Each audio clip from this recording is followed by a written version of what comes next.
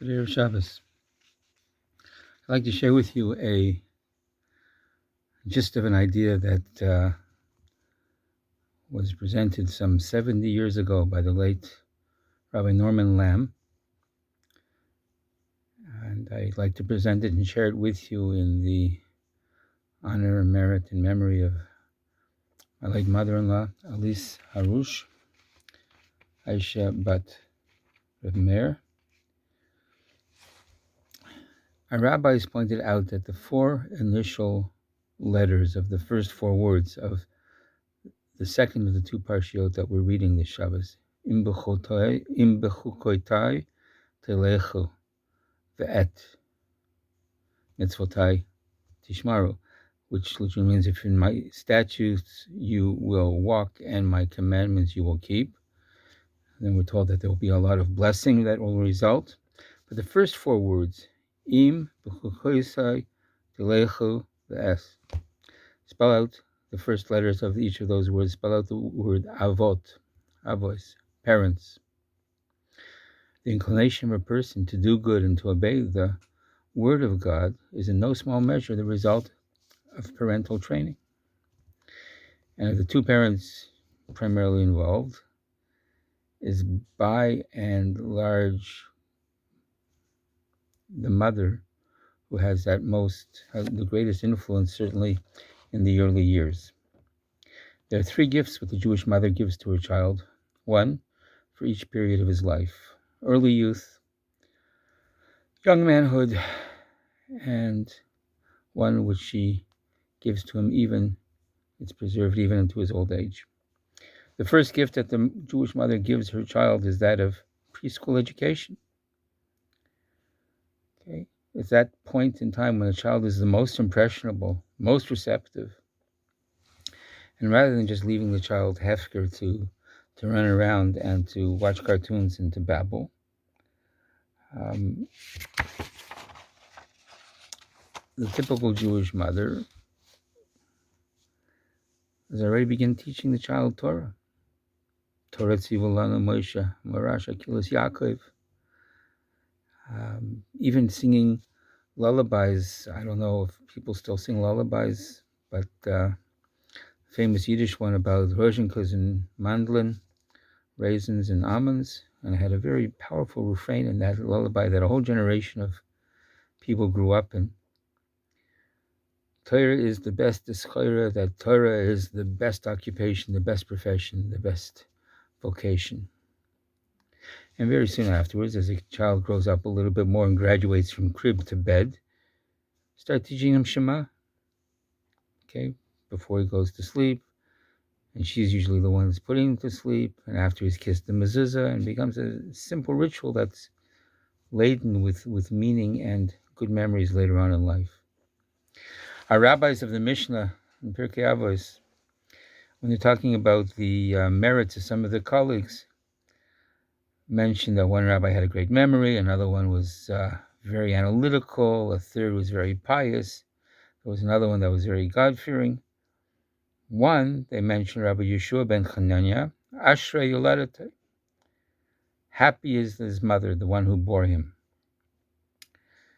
As one sage in Jerusalem's testimony is recorded in the Talmud, I remember how the mother of Rabbi Yeshua ben Chananya would wheel his carriage to the yeshiva so that the words of Torah that were being uttered over there could waft over him and impinge on his tender mind.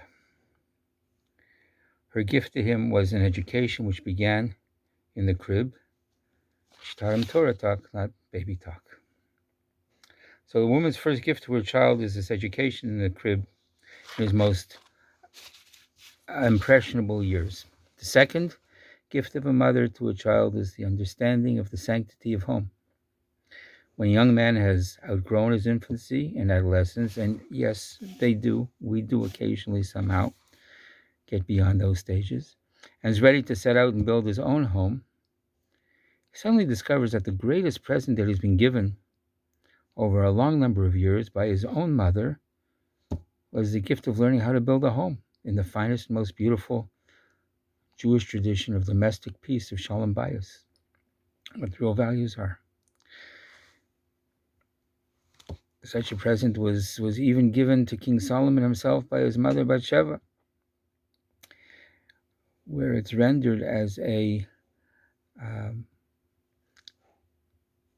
as the tabernacle. We're told that um, when husband and wife, Ish v'Isha, dwell in harmony, then the Yud of Ish and the Hey of Isha, the two disparate qualities of man and woman, bond together and actually demonstrate the indwelling of God and his presence in the family, in the home.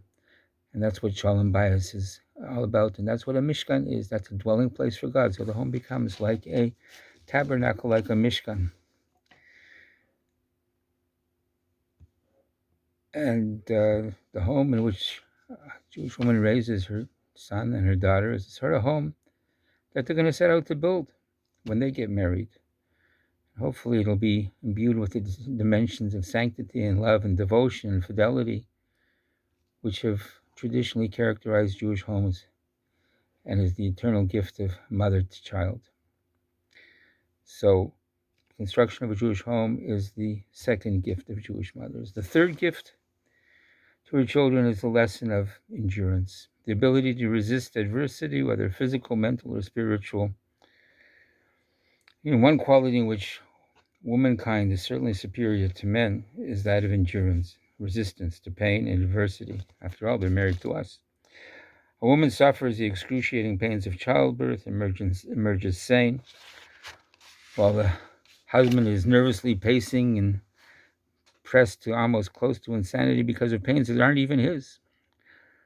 How often do we hear of a woman challenging her husband to say, "You stay home with the kids all day and we'll see how you handle it," as if he could.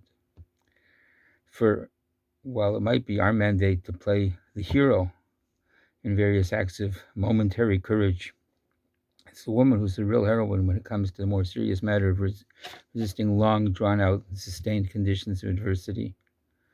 Where a man will crack easily, a woman can emerge with strength. And it's been a mother's task to teach their children this quality, this ability to appreciate it and to emulate it, of real endurance. And it's something that, because we are who we are and we go through what we go through, it's necessary to teach even in older age. Referring to this greater resistance by women to opposition and disagreeable circumstance, sages tell us that a bone is not harmed by a collision which would shatter an earthen pot into pieces. Man, who was created out of the dust of earth, doesn't have the endurance of woman, who was formed out of a bone. So for these three gifts, the gifts of education and youth, of setting an example of what home life should be in young manhood, and of demonstrating and hopefully inculcating a lesson of endurance all throughout, all of us should always be very grateful to our mothers and to our wives, to women in general, as we'll sing later tonight. Eishes Chayil Yimtze. Please God, all of you that need to should find an Eishes Chayil, and all of you that have should appreciate what you've got. Shabbat Shalom.